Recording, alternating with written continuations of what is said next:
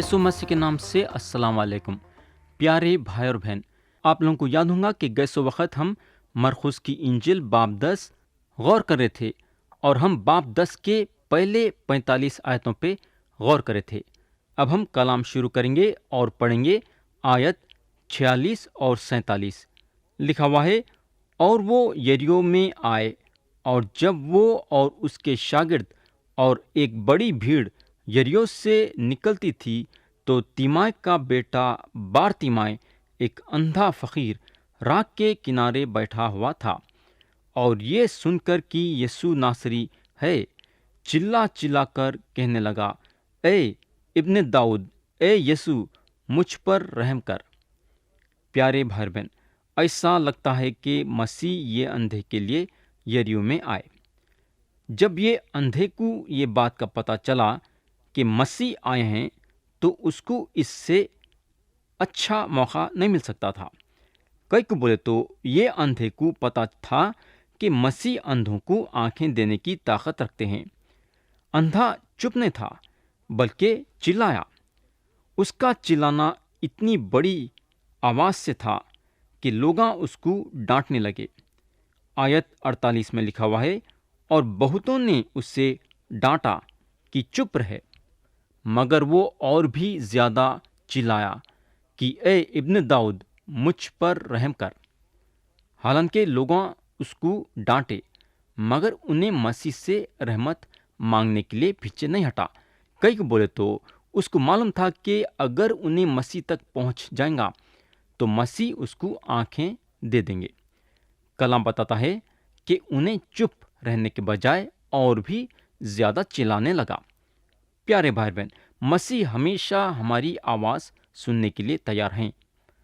आयत 49 में लिखा हुआ है, यीशु ने खड़े होकर कहा, उससे बुलाओ।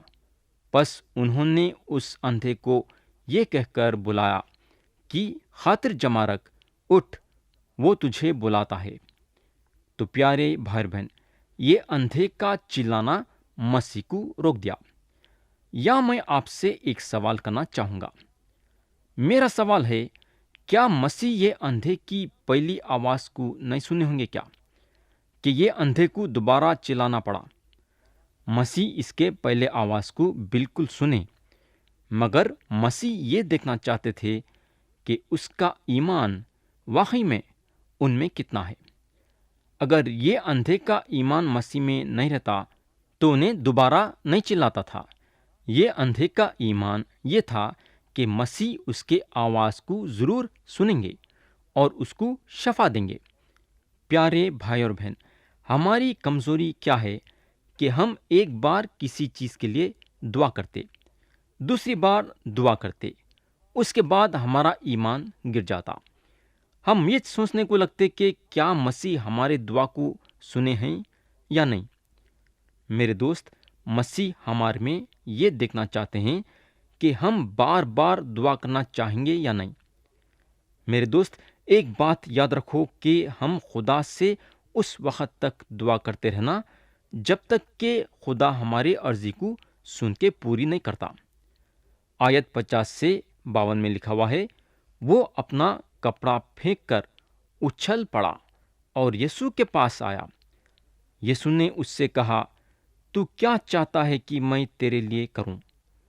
अंधे ने उससे कहा, ऐ रब्बी, ये कि मैं बिना हो जाऊं। यीशु ने उससे कहा, जा, तेरे ईमान ने तुझे अच्छा कर दिया। वो फिलफौर बिना हो गया और राह में उसके पीछे हो लिया। तो प्यारे भाई बहन, ये सोचने की एक जबरदस्त चीज है कि ये अंधा देखने लगा और मसीह के पीछे होगा, और थोड़े दिनों के बाद उन्होंने मसीह को सलीब पे अपनी जान देते हुए देखा होगा। ये पक्की बात है। कई को बोले तो उसको आंखें मिल गए थे। मेरे दोस्त, क्या आप अंधे हैं या आप मसीह को सलीब पे अपनी जान देते हुए देखे हैं क्या? देखो और हमेशा की जिंदगी हासिल करो। तो यहाँ खत्म हुआ बाब 10, और अब हम उठाएंगे मरकुस की इंजिल बाब 11, आयत 1 पढ़ेंगे। लिखा हुआ है, जब वो यरूशलेम के नजदीक जैतून के पहाड़ पर बैतफेज और बतनिया के पास आए तो उसने अपने शागिर्दों में से 2 को भेजा। प्यारे भाई बहन, हम गए चंद बाबों में देखे थे कि यीशु मसीह यरूशलेम की तरफ रवाना हो रहे थे, यानी कि उन्होंने अपने मौत के करीब आ रहे थे। ये हफ्ता उनके जिंदगी का आखिरी हफ्ता रहेगा। बैतफेज और बेतनिया 2 छोटे शहर हैं जो जैतून के पहाड़ के उस तरफ हैं, और यहाँ मसीह अपने शागिर्दों में से 2 को बताते हैं कि उन लगा क्या करना है। आयत 2 और 3 में लिखा हुआ है, और उनसे कहा कि अपने सामने के गांव में जाओ, और उसमें दाखिल होते ही एक गधी का बच्चा बांधा हुआ तुम्हें मिलेगा, जिस पर कोई आदमी अब तक सवार नहीं हुआ, उसे खोल लाओ। और अगर कोई तुमसे कहे कि तुम ये क्यों करते हो, तो कहना कि खुदावंद को दरकार है, वो फिलफौर उससे यहीं वापस भेज देगा। तो मेरे दोस्त, यहाँ जो है मैं जहाँ तक समझता हूँ कि मसीह वो गधी का जो मालिक था पहले से बात कर लिए होंगे कि मैं मेरे 2 शागिर्दों को तुम्हारे पास भेजूंगा और तुम गधी के बच्चे को दे देना, और मैं मेरा काम बने बाद वापस कर दूंगा।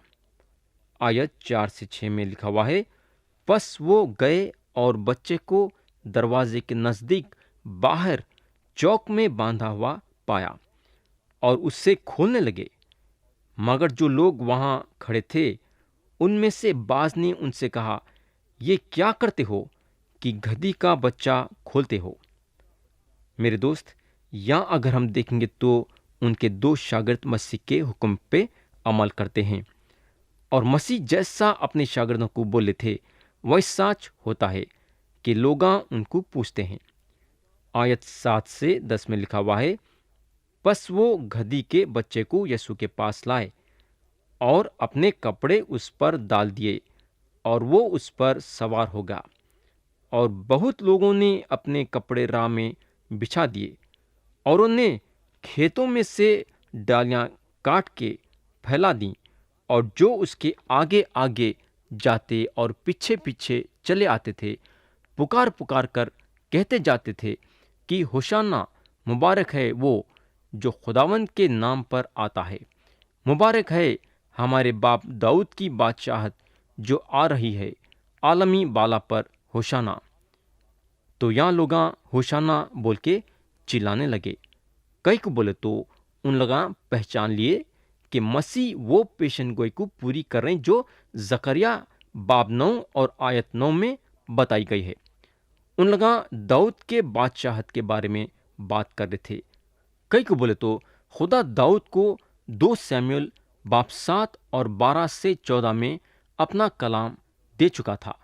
लोग जो है वाकई में यीशु मसीह में देखे कि यीशु मसीह में सारे पेशन गोयां पूरी हो रही हैं, मगर उन लोग ये नहीं समझ सके कि मसीह की बादशाहत मसीह को कहाँ ले लेके जाएंगी।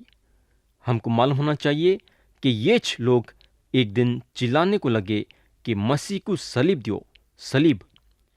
आयत 11 में लिखा हुआ है, और वो यरूशलेम में दाखिल होकर हैकल में आया और चारों तरफ सब चीजें मुलाजा करके उन 12 के साथ बतनिया को गया, क्योंकि शाम का वक्त हो गया था। यहाँ जो है 2 चीजें हैं जो हमको गौर करना है और जो अहम भी हैं। ये सबत का रोज था, मगर खरीदने और बेचने वाला वहाँ नहीं थे। ये पहले दिन पे मसीह काहिन के हैसियत से आए और उन्होंने कुर्बानी थे। उन्होंने एक सरदार काहिन के हैसियत से आए कुर्बानी चढ़ाने के लिए। ऐसी कुर्बानी जो खुदा के नज़रों में कबूल होती है, यानी कि आपके गुनाहों के लिए और मेरे गुनाहों के लिए। या और एक चीज़ ये गौर करने की है कि उन्होंने अपनी रात यरूशलेम में नहीं काटे, बल्कि बेतनिया को चले गए अपनी रात गुजारने के लिए। यीशु मसीह अपने आप को बड़ी भीड़ के सामने जाहिर करे और चाहते थे कि वो भीड़ फैसला करना। मेरे दोस्त, मैं जहाँ तक समझता हूँ उन्होंने वो शहर में अपनी रात नहीं गुजारे, جو شہر ان کا انکار کرا، مگر انہوں اپنے شاگردوں کو نہیں چھوڑے بلکہ اپنے ساتھ لے کے بیتنیہ چلے گئے۔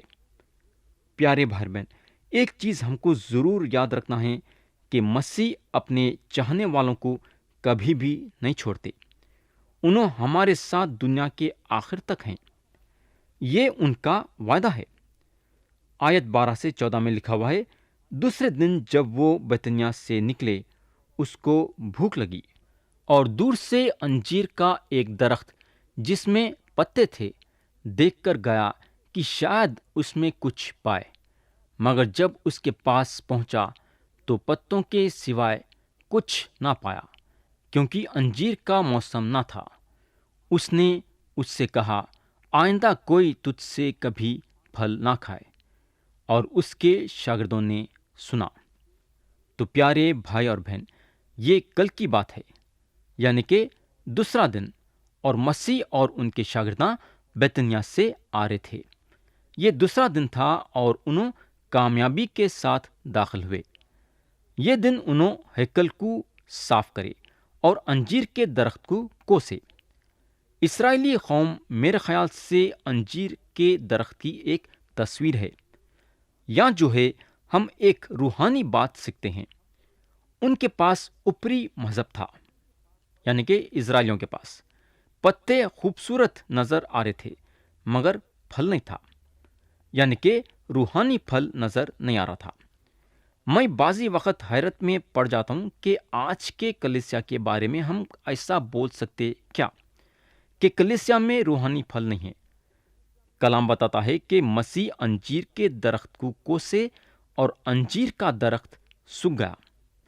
آیت 15 میں لکھا ہوا ہے، پھر وہ یروشلم میں آئے اور یسوع ہیکل میں داخل ہو کر انہیں جو ہیکل میں خرید و فروخت کر رہے تھے باہر نکالنے لگا، اور صرافوں کے تختے اور کبوتر فروشوں کی چوکیاں الٹ دیں۔ تو یہاں مسیح ہیکل کو صاف کرتے ہیں۔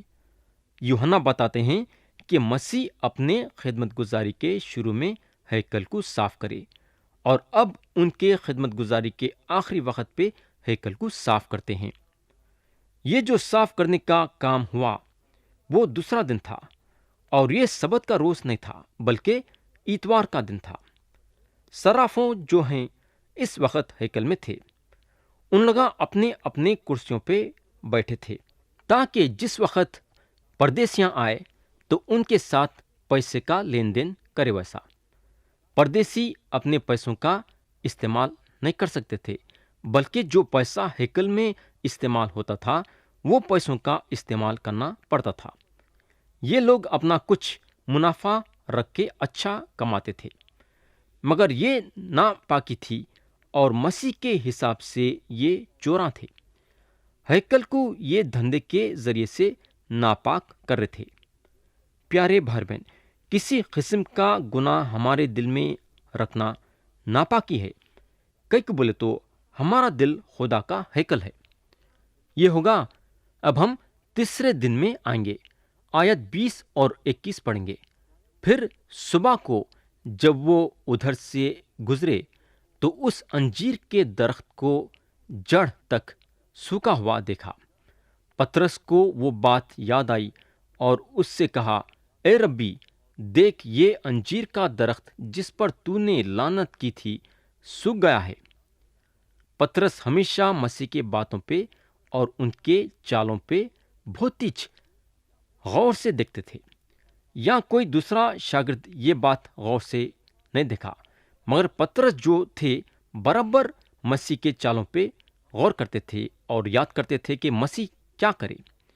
ہمارے زندگی میں کتنا ضروری ہے کہ ہم خدا کے کلام کو غور سے پڑھنا، اور غور سے پڑھنے کے ساتھ ساتھ خدا کے کلام کو یاد رکھنا۔ یا اگر ہم غور کریں گے تو پترس جو ہیں مسیح کے باتوں کو یاد کرے، اور جب پترس یہ بات پوچھے تو انہوں دعا کے بارے میں اپنے شاگردوں کو بتائے۔ دعا ایمان کے ساتھ ہونی چاہیے۔ آیت 22 میں لکھا ہوا ہے، یسوع نے جواب میں ان سے کہا، خدا پر ایمان رکھو۔ تو دعا کرنے کا سب سے پہلا قدم یہ ہے کہ ایمان رکھنا۔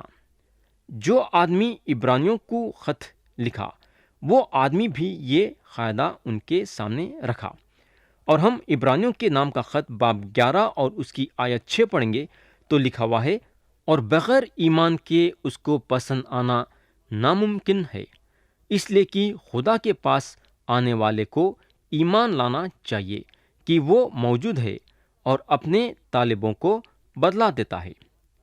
میرے دوست، اگر آپ خدا پہ ایمان نہیں رکھتے ہیں تو ہماری دعا ایسا ہو جاتی کہ ہم خدا سے تو نہیں بات کر رہے ہیں بلکہ اپنے آپ سے بات کریں۔ خدا پہ ایمان رکھنا یہ ہمارا سب سے پہلا قدم ہے۔ آیت 23 میں لکھا ہوا ہے، میں تم سے سچ کہتا ہوں کہ جو کوئی اس پہاڑ سے کہے تو اکھڑ جا اور سمندر میں جا پڑ، اور اپنے دل میں شک نہ کرے بلکہ یقین کرے کہ جو کہتا ہے وہ ہو جائے گا، تو اس کے لیے وہی ہوگا۔ پیارے بھائی بہن، کئی لوگ یہ سمجھتے کہ واقعی میں ہم پہاڑ کو نکال کے پھینک دینا۔ مسیح جب یہاں پہاڑ کی بات کر رہے ہیں تو انہوں ہمارے ایمان کے بارے میں بات کر رہے ہیں کہ ہمارا ایمان خدا میں مضبوط رہنا۔ اگر ہمارے ایمان میں وہ طاقت نہیں ہے تو خدا ہماری اس میں مدد نہیں کر سکتا۔ آیت 24 میں لکھا ہوا ہے، اس لیے میں تم سے کہتا ہوں کہ جو کچھ تم دعا میں مانگتے ہو یقین کرو کہ تم کو مل گیا اور تمہارے لیے ہو جائے گا۔ پیارے بھائی بہن، خدا پہ ایمان رکھو۔ بالکل ایمان رکھنا ہمارے زندگی کا ایک بہت بڑا قدم ہے۔ ایمان رکھنے کا یہ مطلب نہیں ہے کہ آپ اپنے جسمانی خواہش کو پوری کر سکتے یا جسمانی خواہشوں کو پوری کرنے کے لیے ایمان رکھنا، بلکہ خدا پہ یہ لحاظ سے ایمان رکھنا کہ خدا کی مرضی ہمارے زندگی میں پوری ہوئے۔ آیت 25 اور 26 میں لکھا ہوا ہے، اور جب کبھی تم کھڑے ہوئے دعا مانگتے ہو، اگر تمہیں کسی سے کچھ شکایت ہو تو اسے معاف کرو، تاکہ تمہارا باپ بھی جو آسمان پر ہے تمہارے قصور معاف کرے، اور اگر تم معاف نہ کرو گے تو تمہارا باپ جو آسمان پر ہے تمہارے قصور بھی معاف نہ کرے گا۔ تو یا مسیح ہمارے سامنے جو ہے ایک شرط رکھے ہیں، دعا میں آنے سے پہلے وہ شرط ہم کو پوری کرنا ضروری ہے، اور وہ شرط ہے کہ ہم ایک دوسروں کو معاف کرنا۔ اگر ہم بغیر معاف کرے کے خدا سے دعا کریں گے تو ہماری دعا سنے نہیں جائیں گی۔ ہم ایک دوسروں کو معاف کرنا چاہیے، یہ بہت ہی اہم بات ہے۔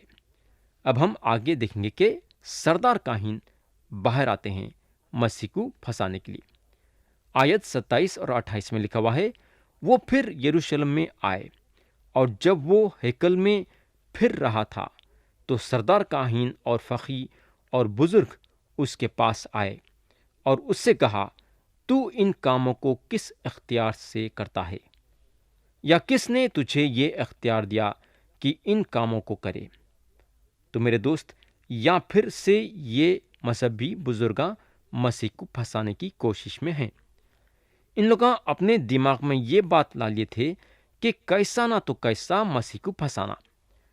آیت 29 اور 30 میں لکھا ہوا ہے، یسوع نے ان سے کہا کہ میں تم سے ایک بات پوچھتا ہوں، تم جواب دو، تو میں تمہیں بتاؤں گا کہ ان کاموں کو کس اختیار سے کرتا ہوں۔ یوحنا کا بپتسمہ آسمان کی طرف سے تھا یا انسان کی طرف سے؟ مجھے جواب دو۔ میرے دوست، یہ مذہبی بزرگوں میں یہ کمزوری تھی کہ ان لوگاں مسیح کو صحیح ڈھنگ سے نہیں پہچان سکے۔ ان لوگاں مسیح کو ایک معمولی انسان سمجھے ہوں گے، مگر یہاں مسیح ہوشیاری کے ساتھ ان کو نپٹتے ہیں۔ تو مسیح کے طرف سے یہ ایک اچھا سوال تھا، مگر مذہبی بزرگوں کو پریشان کرنے کا سوال تھا۔ اگر ان لوگاں یہ بولتے ہیں کہ یوحنا کا بپتسمہ آسمان سے تھا، تو مسیح ان سے سوال کرتے تھے کہ پھر تم لوگاں کئی کو نہیں یوحنا کے بپتسمہ کو قبول کرے؟ مگر کلام بتاتا ہے کہ یہ لوگاں مسیح کے یہ سوال سے بچنے کی کوشش کرے۔ आयत 31 से 33 में लिखा हुआ है, वो आपस में सलाह करने लगे कि अगर हम कहें आसमान की तरफ से, तो वो कहेगा फिर तुमने क्यों उसका यकीन ना किया, और अगर कहें इंसान की तरफ से, तो लोगों का डर था, इसलिए कि सब लोग वाकई यूहन्ना को नबी जानते थे। बस उन्होंने जवाब में यीशु से कहा, हम जानते नहीं। यीशु ने उनसे कहा, मैं भी तुम्हें नहीं बताता कि इन कामों को किस इख्तियार से करता हूँ। तो प्यारे भाई और बहन, या मजहबी बुजुर्गां मसीह को फंसाने के लिए आए मगर खुद फंस गए। सवाल मसीह से करे मगर मसीह के सवाल का जवाब नहीं दे सके। ये बुजुर्गों को मसीह के तालीम से कोई दिलचस्पी नहीं थी, ना मसीह से कोई दिलचस्पी थी। हमको एक बात जरूर याद रखना है कि अगर हम दिल के सख्ती के साथ मसीह के पास आएंगे, तो मसीह इसमें हमारी मदद नहीं कर सकते। हमको खुले दिल से और दिल के गरीबी से मसीह के पास आना है, और मसीह हमारे हर सवाल का जवाब देने के लिए तैयार हैं। अगर हम कलाम में देखेंगे तो हमको मालूम होगा कि जो जो मसीह के पास अपना दिल खोल के आया, मसीह के तरफ से उसको अपने हर सवाल का जवाब मिला। खुदा हमारी मदद करे कि हम मसीह के पास अपना दिल खोल के आए। प्यारे भाई बहन, आज हम देखें कि मसीह हैकल में दाखिल होते हैं और हैकल में से धंधा करने वालों को निकालते हैं। उसके बाद हम देखें कि मसीह अंजीर के दरख्त को कोसते हैं और दरख्त सूख जाता है। उसके बाद हम देखें कि मसीह के सवाल का जवाब मजहबी बुजुर्गों के पास नहीं रहता है। खुदा हमको यहाँ साफ साफ बताता है कि हम यीशु मसीह पे ईमान लाना और उसके साथ ज़ाती तौर से रिश्ता कायम करना। दूसरी बात, खुदा हमको यहाँ ये सिखाता है कि हम मसीह पे ईमान लाने के ज़रिए से उससे रिश्ता कायम करके उसके राहों पे चलना। खुदा की राह यह है कि हम हमारे दिल साफ रखना चाहिए, क्योंकि हमारा दिल खुदा का हैकल है। और दूसरी बात यह कि हमारी दुआ ईमान के साथ होनी चाहिए। और तीसरी बात यह कि हम दिल खोल के खुदा के पास हमारे सवाल का जवाब लेने के लिए आना चाहिए। प्यारे भाई बहन, क्या आप यीशु मसीह पे ईमान लाने के जरिए से खुदा के साथ ज़ाती तौर से रिश्ता कायम करके उसके राहों पे चलना चाहिए क्या?